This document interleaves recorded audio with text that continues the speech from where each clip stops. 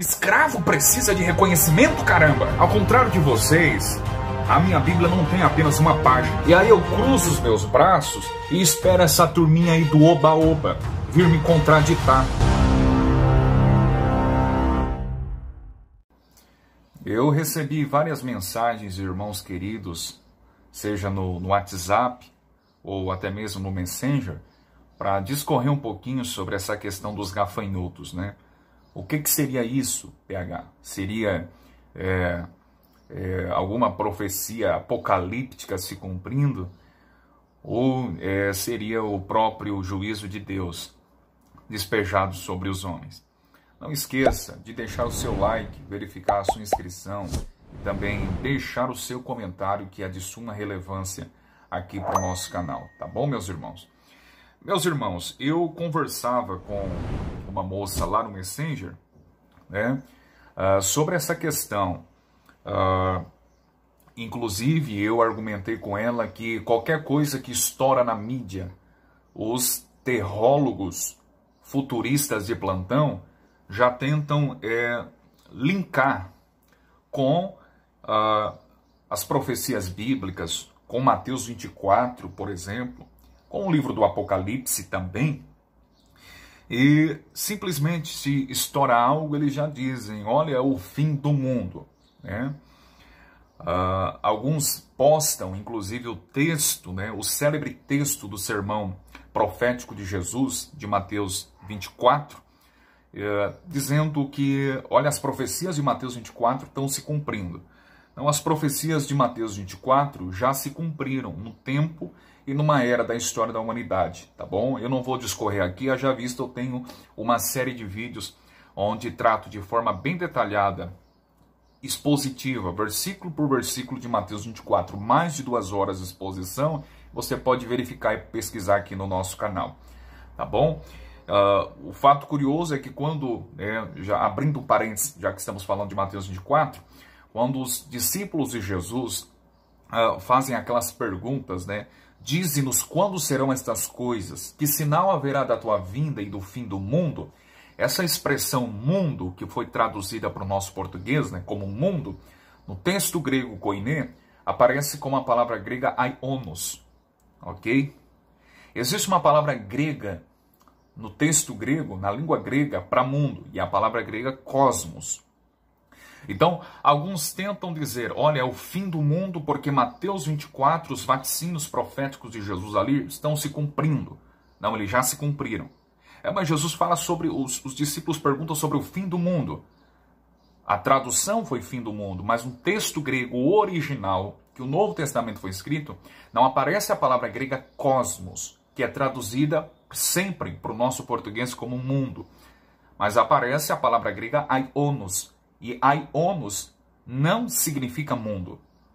Aionos significa apenas o fim de uma era, o fim de um século. Esse é o sentido, e não mundo, como foi traduzido. Porque se fosse mundo, deveria aparecer no original como cosmos, e não aionos. Então os discípulos perguntam sobre que sinal haverá apontando para o fim desse século, para o fim da nossa era judaica, e Jesus vai responder a pergunta dos discípulos e vai apontar que aquelas profecias se cumpririam naquele contexto, naquela era judaica. E de fato isto cumpriu-se e aconteceu. Principalmente também depois com a queda de Jerusalém do templo judaico, quando as tropas e as legiões romanas vieram como um verdadeiro dilúvio e levou a todos, através do dilúvio da matança, da destruição. É por isso que Jesus fala também sobre o contexto de Noé. Mas é preciso analisar os vídeos que eu gravei. Mas enfim, Mateus 24 não aponta para isso. Tá aí os gafanhotos, PH. Eu não vou dizer que isso é algo apocalíptico, mas eu vou dizer que isto, como eu já bati na tecla do Covid-19, né, isto é Deus sacudindo a nação brasileira. Na lição veterotestamentária, gafanhotos, quando aparecem, elas sempre apontam para destruição, para julgamento. Lembra do Êxodo, quando o faraó não quis deixar o povo de Israel ir ao deserto celebrar ao Senhor uma festa? Pois bem, Deus trovejou através de 10 pragas. As 10 pragas, por sua vez, eram pragas para desmascarar, derrotar e humilhar os pseudos deuses dos egípcios. E uma dessas pragas foi a praga dos dos gafanhotos. Que os egípcios tinham, por sua vez, um deus lá que era o protetor dos gafanhotos, que protegia a agricultura, a plantação. E Deus disse: eu vou enviar a praga dos gafanhotos. Ora, será que lá no Egito havia chegado o fim do mundo? Tinha alguma conotação com o Apocalipse? É claro que não, mas demonstrava o juízo de Deus despejado sobre a terra do Egito. Deus falou para Israel, por intermédio de Moisés, em Deuteronômio 28, que ele trairia juízo, julgamento, destruição, se porventura Israel não obedecesse os seus preceitos, seus mandamentos e suas leis. Deuteronômio 28, existe bênçãos e maldições elencadas. Se vocês obedecerem, se vocês fizerem isto, vocês vão evitar isso. Contudo, se vocês não obedecerem, eu vou enviar pragas, pestes, invasões inimigas, inclusive os gafanhotos. E aí Deus diz lá em Deuteronômio 28, vocês lançarão sementes, contudo não terão o que colher, porque os gafanhotos destruirão toda a plantação, se vocês porventura não me obedecer. Nós temos N exemplos, lá no contexto do livro do profeta Joel, capítulo 1, Israel mais uma vez enveredando-se para a idolatria, e Deus trazia juízo, Deus trazia destruição sobre a nação de Israel. E essa destruição era de fato os gafanhotos. Então, eu vejo essa questão dos gafanhotos, Deus trovejando sobre a nação brasileira. Essa nação é idólatra. Essa nação é pagã. Essa nação é corrupta. Nós temos aí líderes corruptos. Nós temos aí pessoas idólatras, idolatram líderes evangélicos, idolatram líderes políticos, idolatram mulheres nuas, idolatram carros, idolatram profissões, idolatram jogo de futebol. É uma nação idólatra, idolatram seus ídolos tolos. Percebe? Idolatram filhos, idolatram esposos e esposas. É uma nação idólatra. E Deus está trovejando sobre ela. Contudo, ela não está percebendo isso. E curiosamente, é impressionante o que eu vou falar aqui, porque essas pessoas parecem que só se lembram de Deus nesses momentos. Você lembra quando estourou a pandemia? Pois é, aí choveu de comentários no Face. Eu abri o Face, era na linha do tempo direto, né? Comentários pedindo oração, campanhas, frases. Baixou um pouco a poeira, todo mundo voltou nos mesmos pecados, nas mesmas manias, com a mesma rotina.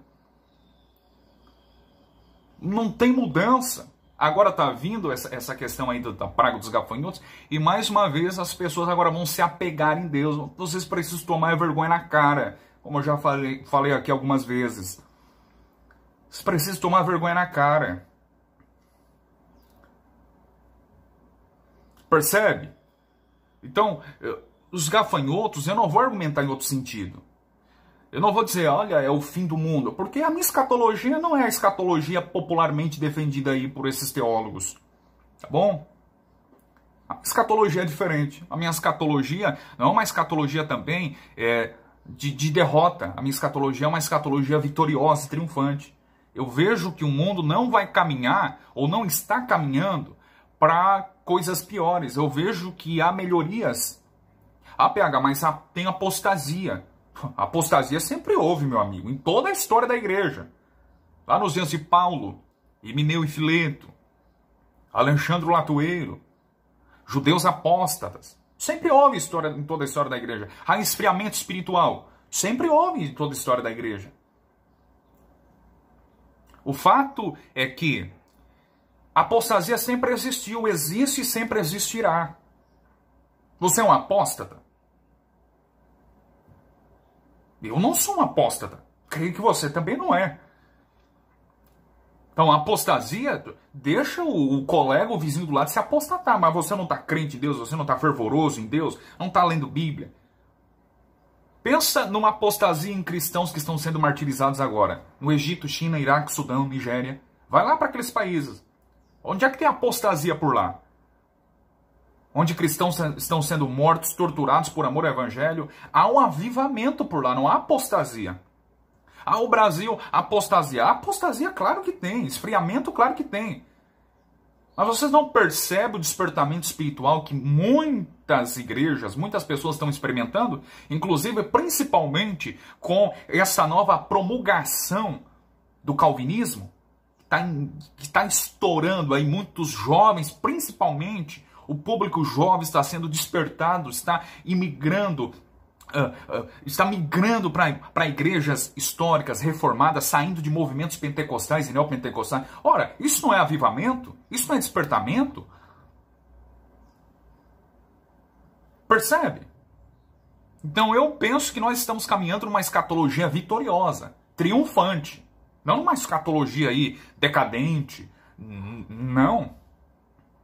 Na questão da moralidade, nós vivemos um contexto imoral, PH.